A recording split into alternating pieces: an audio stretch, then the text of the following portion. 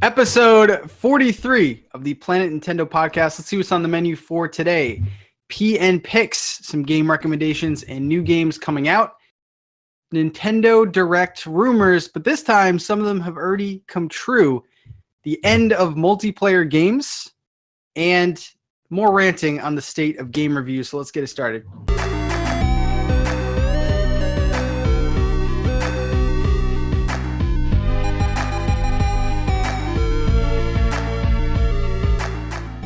What's up, guys? Episode 43.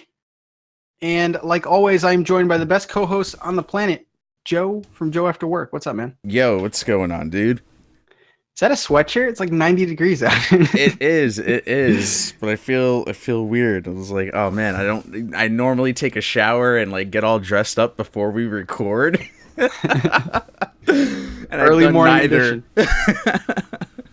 And joining us for the second time, N64 Josh. What's up, man?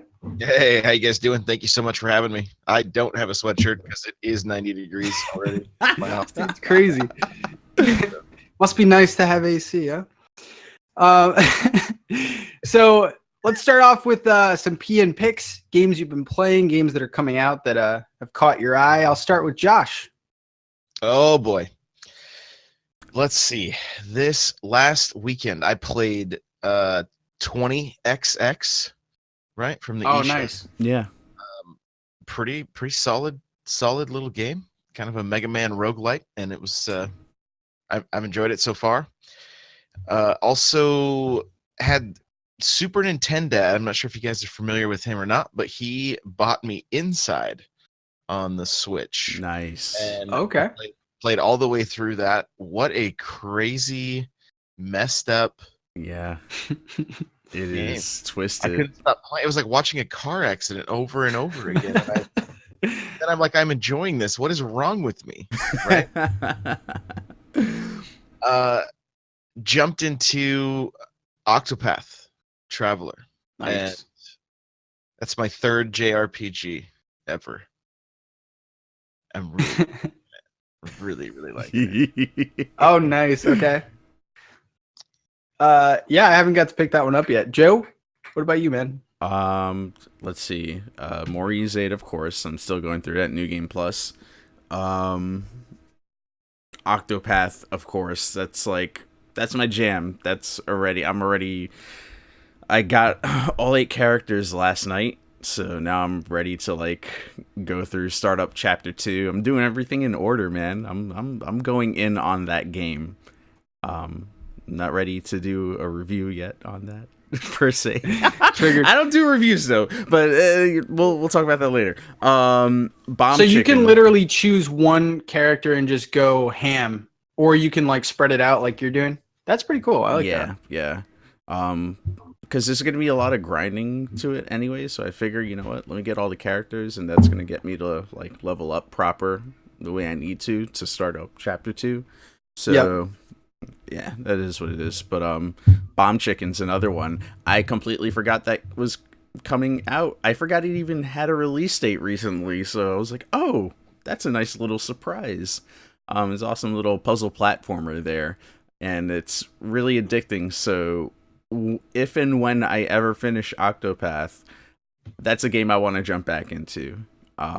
It's just fun. A nice little getaway to like play that game, something completely different from all the JRPGs I've been playing the last 2 months now.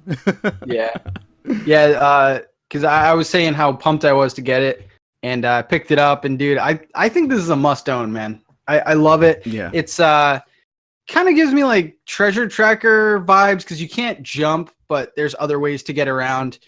Super challenging too. I didn't realize how tough that game was. So I hope it doesn't get lost in the mix because there's a ton of games coming out. But yeah, pick that one up, guys. But besides that, haven't been really playing much. The old on Switch. Yeah, PS4. I've been playing stuff, but Octopath. I'm gonna get up. I'm gonna get it. Do it. So you need to. Yeah, dude, it looks so good. But yeah, I talked about Dead Cells last week, but any games that are coming out soon that you guys are interested in? Oh yeah, for me, Code how Princess. far out? Like Smash or what? I mean, just in general. Usually we keep it within like a month. Code Princess EX for me. That's like the Okay. next big one for me. Nice. Yeah. I'm gonna be checking out Void Space Racing next week. Oh, So, yep. kind of looking forward to jumping into that one.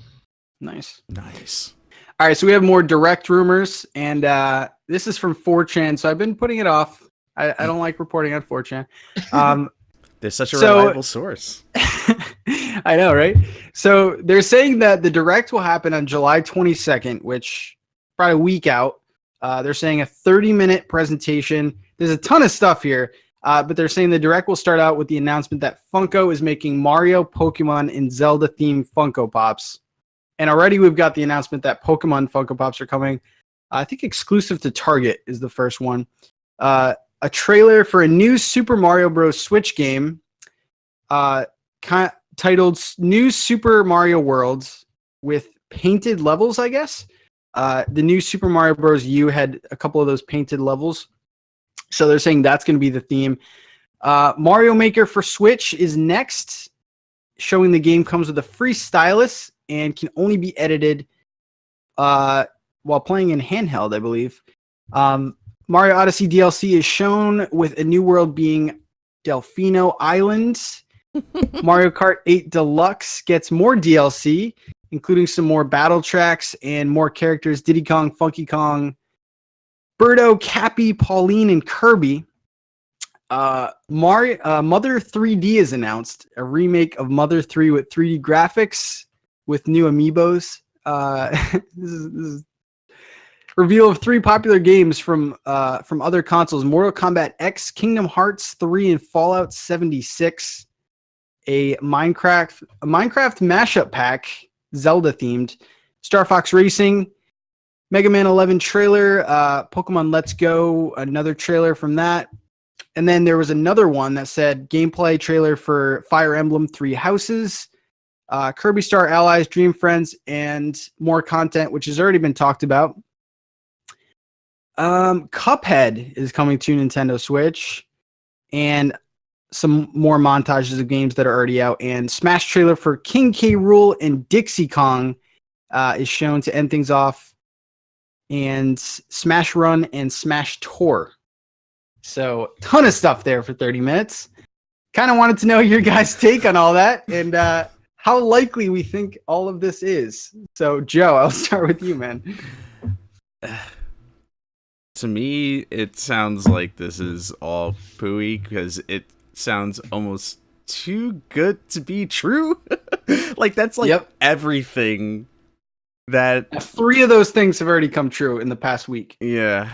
And maybe if it were spaced out, I mean, I'm trying to remember, has Nintendo even done directs like straight up in the middle of the summer? I feel like it's like usually like Yeah, I feel like the earliest they've seen is like July August. 18th, Ooh.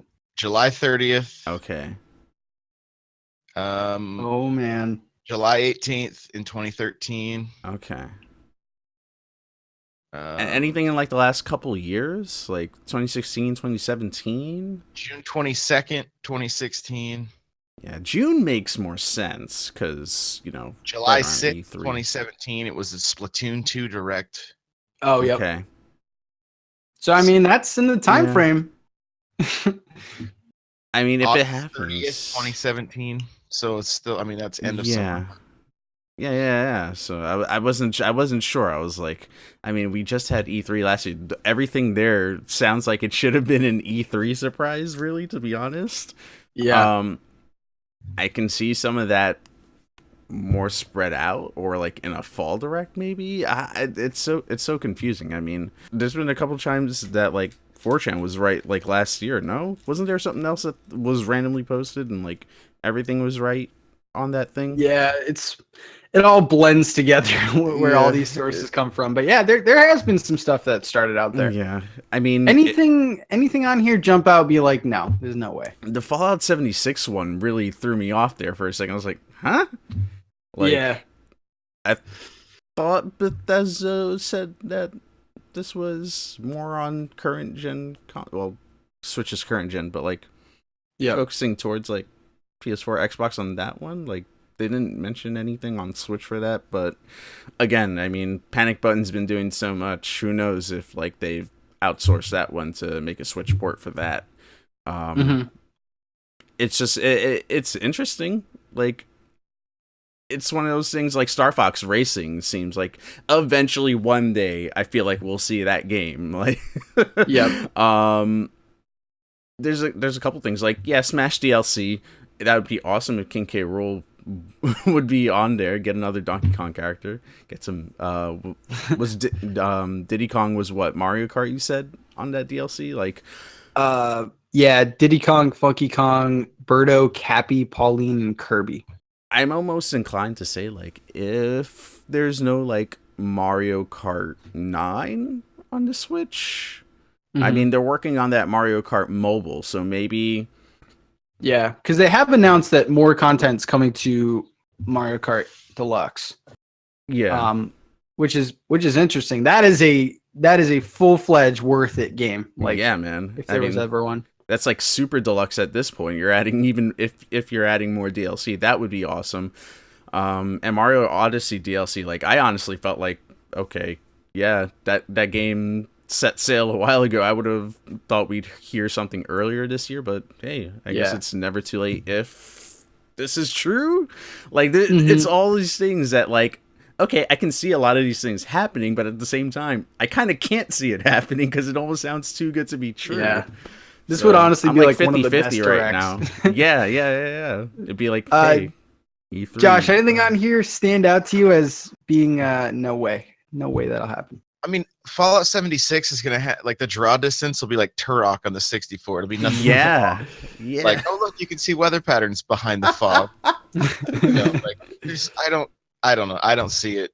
Yeah, I don't see it happening. I mean, look, Panic Button is. I mean, those guys are absolutely killing it, right? But like, even yesterday, I looked at downloading everything for Warframe on my Xbox One. Over 40 gigs. Yep.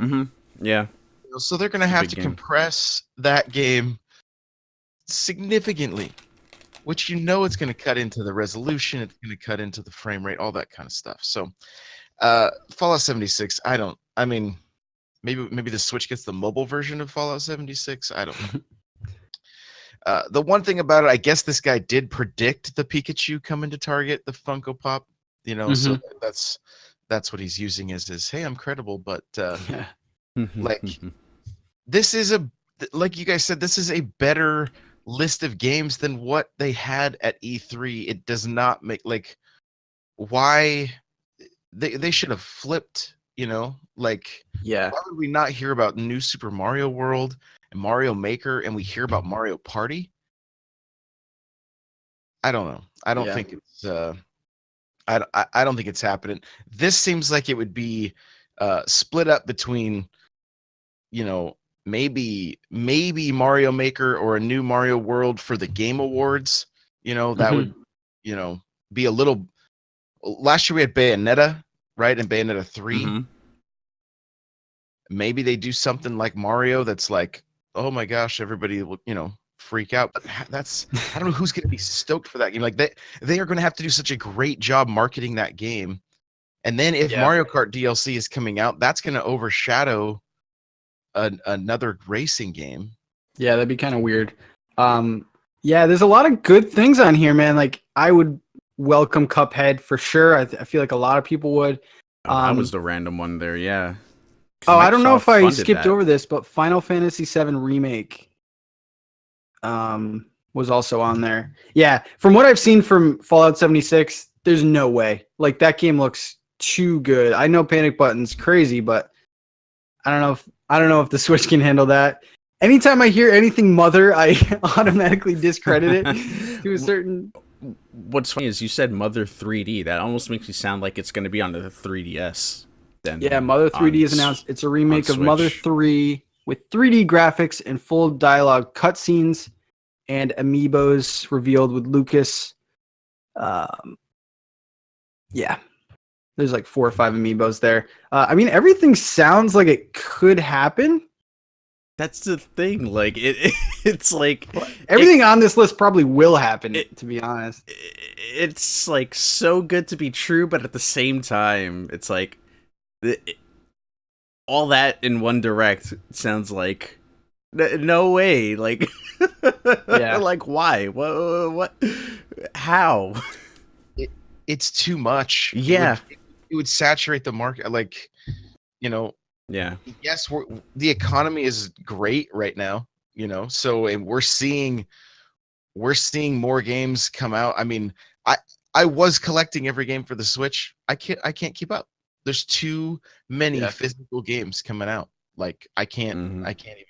It's way too much. I think in like a month I got like 50 games behind or something. I'm like, Damn. Jesus Christ. What happened? So this guy Googled what do all Nintendo fans want right now?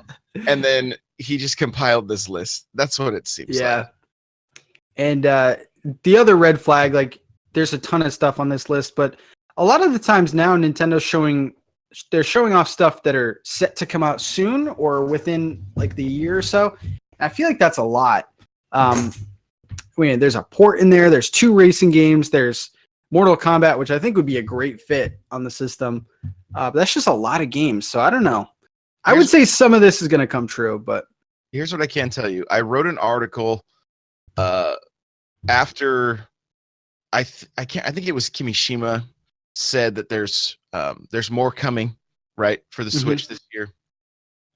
And I've talked about this on a number of shows already, but in the article I put like I doubled down hard on 2D Mario, and I said I think we're either going to get like a new Super Mario Bros. All-Stars that would have all the new series in one. Oh, nice.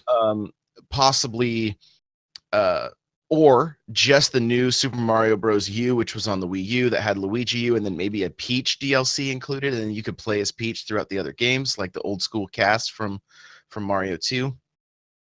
3D World port from the Wii U, or Mario Maker Deluxe, right? So I tweeted this article out. It got a few retweets, and then Dr. Cupcakes, who's a guy that works with like, I think he does some freelance stuff for Game Explain and Nintendo or Game Historian or something. I don't know. He's connected. All he said was got one of them right. Ooh. So I don't know what that. I don't know what that means. I don't know how but that's all. I could see one 2D Mario coming out this year, honestly, or the 3D World port. If there's much more than that, like they're shooting themselves in the foot. Yeah.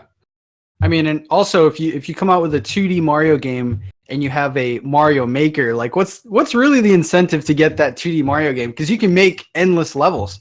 So they say here that the 2D Mario game is going to be like a painted kind of gimmicky thing, which I would welcome. I like those levels in the new Super Mario, but yeah, it's going to have to be very, very different. So I don't know. Any final thoughts, Joe? We're in a world where we're gonna get the entire Wii U library at some point ported over to Switch. So if anyone thinks we're done with Wii U ports, no. You got another thing coming. Yeah. Lastly, for Mario Maker, they need to make this a controller. If you're playing docked, Ooh, you have your stylus. They're selling these things like crazy still. They did it with Smash. I mean, for the Wii U, right? Yeah. Yep. Yeah. That's a really good point. That's something I completely forgot about. Yeah. I actually wouldn't mind making levels on handheld mode and then putting it on the TV. I feel like that would be almost like really cool to see. Like you've been working on a level all day at work, or like, well, you're supposed to be working but at school or something. And then you come home and you're like, oh, that's what it looks like on the big screen. I think that'd be cool. For streamers is kind of what I'm thinking. Yeah. You could only that's true. I would hope you can continue to put the controller on, and I locked up again, so I apologize. I don't know what's happening here on my end. Starting to think it's a computer thing. Hello. You're good here. We see it. All right. If I move my mouse, it seems to work fine. Yeah. All right. All right. And then another topic that I wanted to bring up, and this is not really in the news, but it's something that I've been thinking about. The end of multiplayer games. So multiplayer games becoming harder to break through because of more established. We're starting to get the bigger games established, like the Overwatch, the Fortnite, and stuff like that. And we've seen some multiplayer games from other studios not really catch on, and these are big budget titles. Sea of Thieves, mostly on the Xbox side, Sea of Thieves and State of Decay and stuff like that. But I feel like it's harder for communities to pop up out of nowhere. I mean, I realize that you have to keep making multiplayer games because you never know if you have the next Fortnite or something like that. But I wanted to ask you guys, do you kind of see multiplayer games? It was more of a trend a few years ago of, when are we going to get single player games? But it seems like now it's kind of reversed. So I will start with Josh here. What do you think about multiplayer games, new multiplayer games trying to break through? I mean, we just saw Cliffy B release. I can't. I'm looking for the name of his game. Lawbreakers. Is that what it was? No. Is that what it was? The one that was like Fortnite? I believe so. Yeah. No, Radical Heights. Radical Heights. Oh yeah. Yes. I forgot about Radical Heights. It was like an '80s battle royale game, and it didn't take off. Like the thing with like Fortnite, for instance, for some like Ninja and Fortnite are the reason that game has exploded. It wasn't one or the other, right? Like he kept growing and that game kept growing, and they were his tweets of his highlight shots and that kind of stuff. To me, it's truly the story of the influencer continuing to like really pushing this game. Radical Heights had nobody really doing that. Like a handful of people tried it out, and nobody really loved it. Mm-hmm. When Overwatch came out, you also had Battleborn. No, was that the name of that game? Yeah, Battleborn. Yeah, completely. I mean, great game. It played well, but I mean, the power of Blizzard was like they just stomped them into dust, right? Yeah. So I think you still have your typical like your standard titles. Like when you talk about the Switch, you've got like Splatoon, Mario Kart. That those games are still working, but when you have games, I think what we're kind of seeing that is harder for people to break into is these strictly multiplayer only games. Mm-hmm. I think that may be kind of where the where it's a little tougher for some of these games to survive, because it seems like once people latch onto one, they stick with it for a long time. What's crazy is a lot of these games are really overshadowing Call of Duty even. Like, yeah. I mean, Call of Duty has I don't have the statistics in front of me, but I'm sure it's been on the decline year after year. And I think this year's probably going to be one of the worst years for Call of Duty, with Fortnite going as strong as it is. And a lot of, like, my son streams Fortnite, and he has Call of Duty pros in his stream, and then ends up playing against them or playing with them on the regular.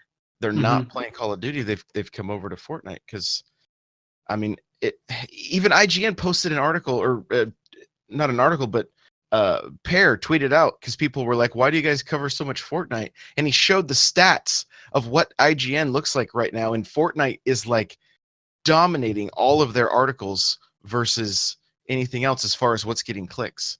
So it would be foolish for them not to cover Fortnite, right? So it's just, I think what we're seeing now is Fortnite has become so huge and is such a giant shadow. It's casting such a giant shadow that we're kind of like, we haven't seen this before. What's going on right now?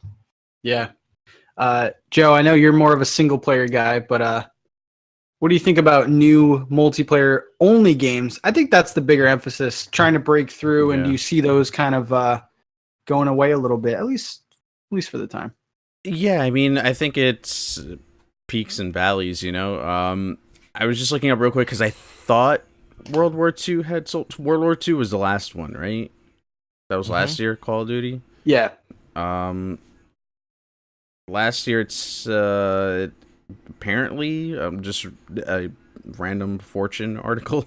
Call of Duty World War II has already become the best-selling video game in 2017, but that doesn't confirm like sales or anything of like comparing it to previous Call of Duty. So I would imagine it's probably not as much as what it was in its prime. You know, I feel like Ghosts might have been the turn of that, but or it might have been earlier than that, but I just remember people not really liking Ghosts and being really vocal about it.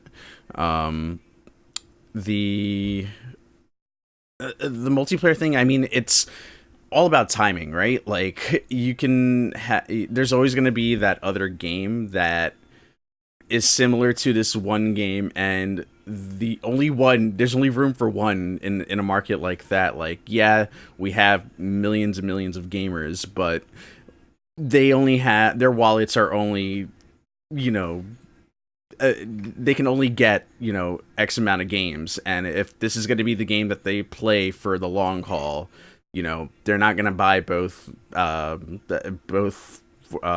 gosh, what's the other one now? I'm completely forgetting.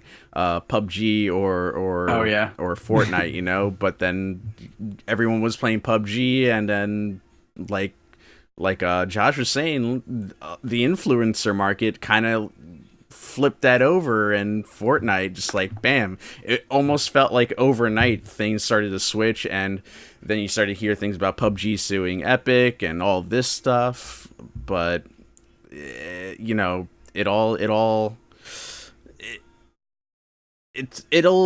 come around again. Like, I feel like you don't really see I don't think we have anything that's online only other than Phantasy Star Online 2, but that's only Japan as far as I remember. But is there anything else that Switch specifically has that's multiplayer online only? No. I mean, well, I guess Warframe will eventually Fortnite, Warframe. Yeah. Sorry. Like, I feel like Nintendo will get like the main ones out there. Warframe was really random. I didn't realize like it was that big of a game, to be honest with you. I know it's like a free to play, and like you can a lot of it's microtransactions inside of it, but like there's a whole freaking story in there. Like, I played it one time on PC a while back for about an hour and a half, and I had a blast, but I was like, there's too many games for me to be playing to invest another 100 hours into this game, you know? And that's like the personal problem on my end, is like it comes down to time. So I don't play things like Fortnite or Destiny or what's the or like a PUBG or whatever. I'm just I'm not good at those games, but more importantly, I don't have the time to learn to get good at those games. Yeah, you do miss out on a lot, and I think the another thing to think about is like, will the next multiplayer game, does it have to be free to play? Because that's like a big selling point for Fortnite over PUBG. I think PUBG is what, like $30 or something like that. Yeah.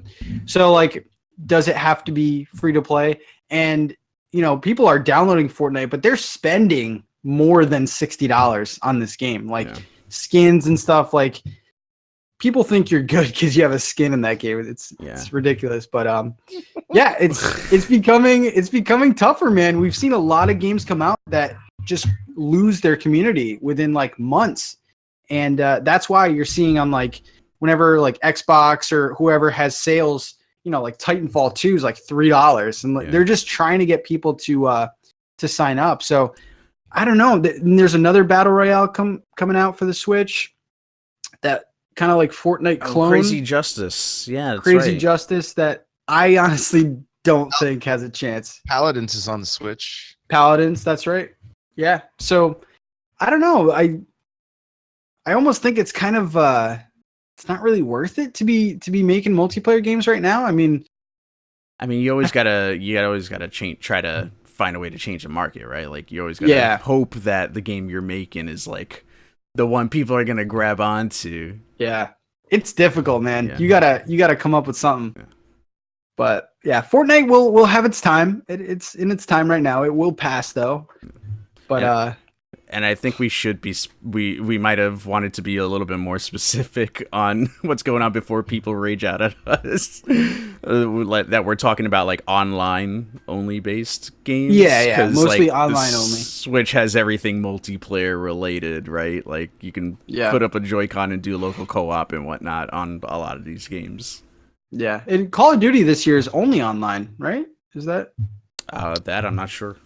Yeah, Black Ops. Isn't it a Black Ops game again? Like Black Ops 4? Yeah, no story. I don't think there's a...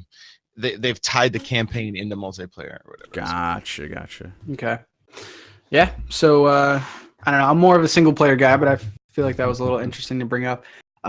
So the final topic today is kind of brought on by myself. I put out a rant video kind of about the state of game reviews.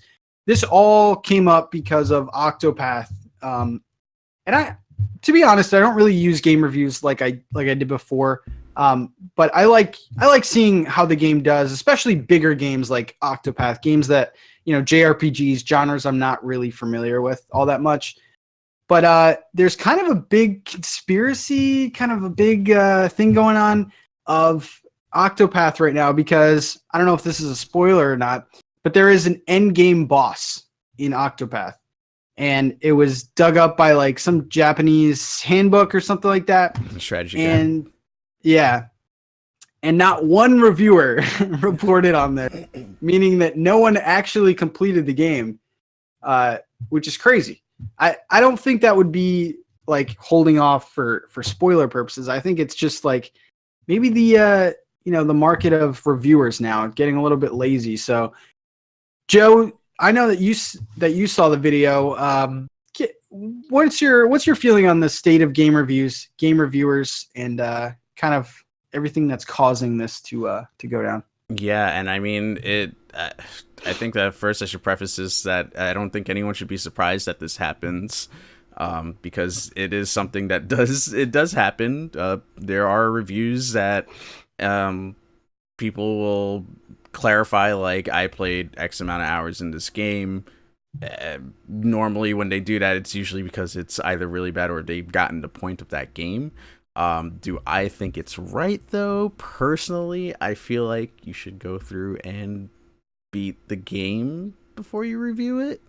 That's my personal take on it. That's just, how I feel like if I were a reviewer and trying to review games. That's why I don't do reviews. Like I talk about games a lot. Like I call them spotlights. I do impressions and whatnot. Like That's where I come from with it, but I critique it like if I were trying to give like a semi-review to give enough information to people out there on what the games are about. Mm-hmm. And so when I heard about this and like people were only completing like 1 or 2 characters, there was a couple reviewers that did do all 8 characters within the time that they got the game, which as far as I know, people were getting them as early as last week. So that's insane. Yeah. But I mean, that's usually the case. There's very rare cases like with Ys 8, we got it like a month out. That was unheard of. I was like, whoa, okay. But like to go through and like have enough and ready for, if you're a big company like IGN, like GameSpot, Kotaku, Polygon, all of them, like I get it. You have to put up a review day and date of release date to make sure that people, to be the first one to get all those clicks and views and whatnot. But it also feels like there's, a bit of like, ooh, like I respect the fact that, some of these guys went 40, 50 hours, but if there is a lot more story based, I'm not talking about like side quests or anything like that, but like the actual mainline story stuff, I think they should go through and play through all of that and then give a review. If it's not ready, it should be considered a review in progress, like with online multiplayer games where servers are sometimes not fully up for everyone to play and get the full brunt of like how this online system works until after the game's fully released. The thing that gets me is like critiquing certain parts of the story and then following it up with, well, I haven't unlocked that yet. I haven't done that yet in the game. And it's just like, to me, that makes your review not credible. Yes. Like you're assuming something about a game, which is like the opposite of what a review is. And I emphasized a lot of YouTubers putting these reviews out to get those clicks, to get those views, because unfortunately, people don't really care about a game like a couple months when you have all the information there. Yeah. They want to know pre-purchase what this game is about, how it's reviewing. Josh, I'll let you shut me up. No, I'm probably on the opposite side of the spectrum, because when I do my reviews, I make it clear, like, hey, I've played this game an hour. I've played this game, like say Pocket Rumble. I played this game for half hour. I know what it is, right? That's how I'll do my reviews, because if something doesn't grab me immediately, that's what I'm initially going for, is like, did this grab me immediately? Am I intrigued by the story? And that's how I end up doing it. I don't have time as a one-man show to invest 60 hours into a game. Will I give Octopath a review? I don't even know, right? Because there's certain games that I won't do a review for, because I'm like, I don't know that game seems like it may take a full playthrough to get there, Yeah. But there's a lot of times when I'm doing a review, it's to find out if I'm enjoying this in the first 15-20 minutes. I do a first look every Friday. If the game draws me in and it's like, yes, I would come back to this, I would give it a decent review, not based on the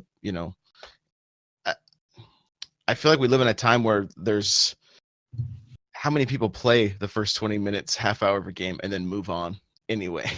Right? Yeah. That's true. It's kind of just the time we live in. So I see both sides of the argument. But when I'm going to look for a review, I just want to know if it's like the story pulls you in right away, the gameplay's fun. Cool. That's all. That's what I needed to know. I will purchase this game. Yeah.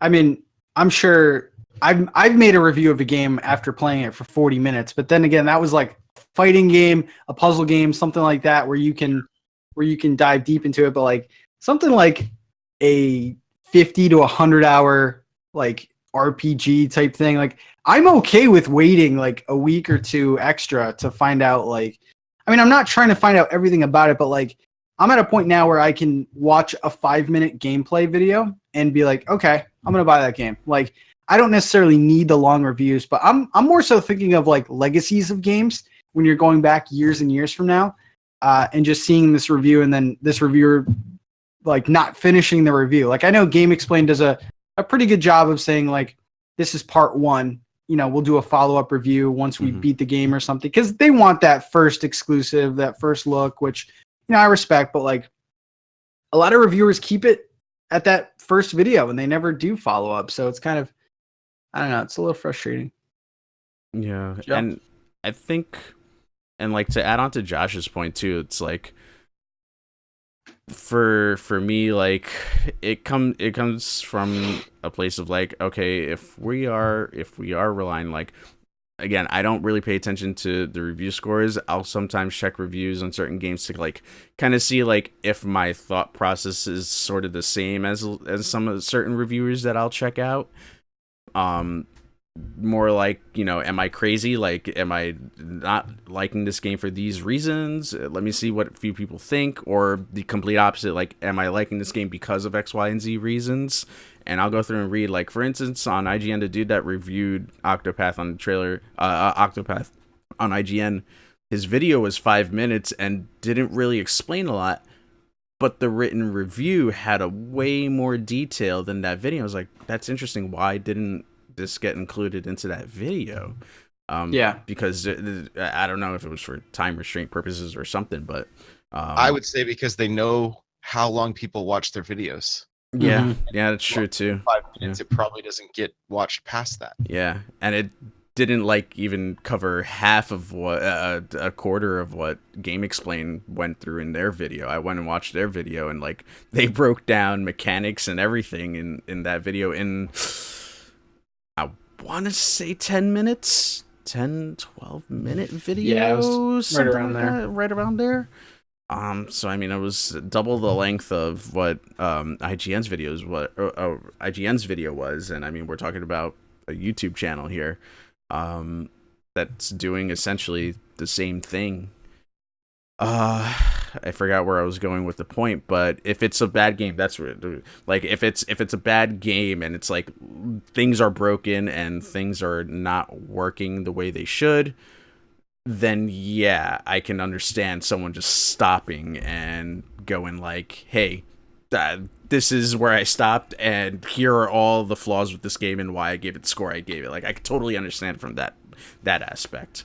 But if it's a huge game that requires a lot of time into it, I think in that case, there's a claim to be made that it could be a review in progress.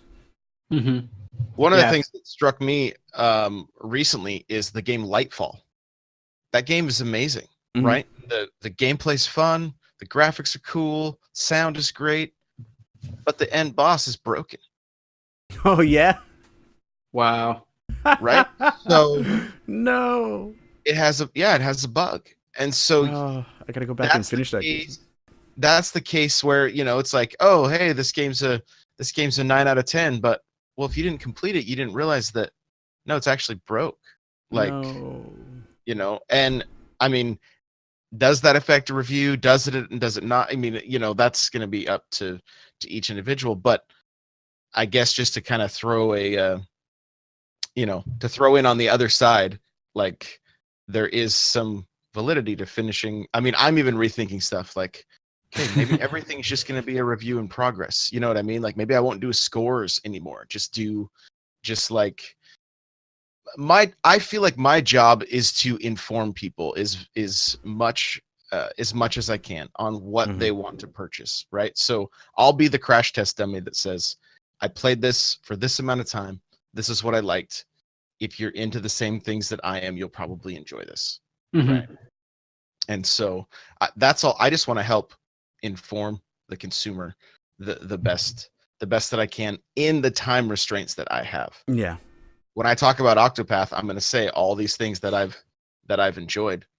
And if there's some cons, I'll bring them up as well. I mean, even like Mario Tennis Aces, I gave it a 7 out of 10 because it had single player. It was fine. It did what it needed to do. It was about 3 hours for me. The multiplayer is pretty skimpy as far as like, why can't we change different modes and why can't like there's just some things. The game does so many things so well and a few things really not very well. And it was a really strange, but that was a game I played all the way through the single player. I played a bunch of multiplayer. I felt like I got a complete experience and then I gave the review. Versus like, some indie titles that I'm like, man, I know this is like 20 hours. I'm enjoying it so far. Here's what I think. Mm-hmm. Yeah, and I almost feel like all these reviews have to be reviews in progress because, Nintendo has been doing this kind of weird thing that they've never done before where they're putting out a game and they're continuously supporting it. ARMS, Splatoon 2, Mario Kart, we're getting more for Mario Kart. So, like, you kind of have to be picky and choosy, I think, with what kind of reviews you're watching. Like for me, I watch gameplay. I think gameplay is king because anyone could put their voice over, some footage and make it seem good. But like once you actually hear everything going on, the way the characters move, that's king for me. But I just started doing reviews on my channel and I'm not doing anything with a ton of substance. Like I've done a fighting game, a couple arcade games. So it's like games that I know that I can handle that I can get all the information out. But yeah, I don't know. I just thought I'd bring that up. A lot of incomplete reviews, a lot of assumptions in reviews. I'm not a fan. I'm not a fan of assumptions, man. But yeah, I don't know. Any final thoughts on that? No, I think we're all kind of cool on the same page with like some of this stuff here, Sweet. All right, dudes. That was episode 43 of the Planet Nintendo podcast. Big thanks to N64 Josh. Where can they find you, man? I guess you're going to find me everywhere. It's N64 Josh. I mean, n64josh.com. I write news articles and different blog posts. One I'm pretty proud of recently is I wrote an article about getting back to the joy of gaming, and I include all the videos of Zelda and Robin Williams doing the Ocarina of Time ads that they did, and Oh, then there's man. a behind the scene video also, and just the way they laughed and played together, like it kind of hit me that I need to get back to that, like, and honestly, it helped my mental health to be like, hey, just have fun, like smile and sit down with a Zelda game and play with your daughters and see what they think of it, and so it just, I don't know, it really helped, and it's been getting some decent traction, and I've had a lot of comments on it of people like, man, this was, I didn't even know this existed. I didn't know it existed, those ads, and then that behind the scenes stuff. So but everything's N64 Josh. So, and then I'm the host of the Nintendo Powercast, which you can find on iTunes and YouTube, anywhere podcasts are found, plus video, and I record it live on Twitch. So Awesome. And Jomi, where can they find you? Yo, YouTube and Twitch, Joe After Work. Just all you got to type in and you're good. Sweet. And you guys are already here on NintenTalk, and we will see you next week with episode 44. See you guys.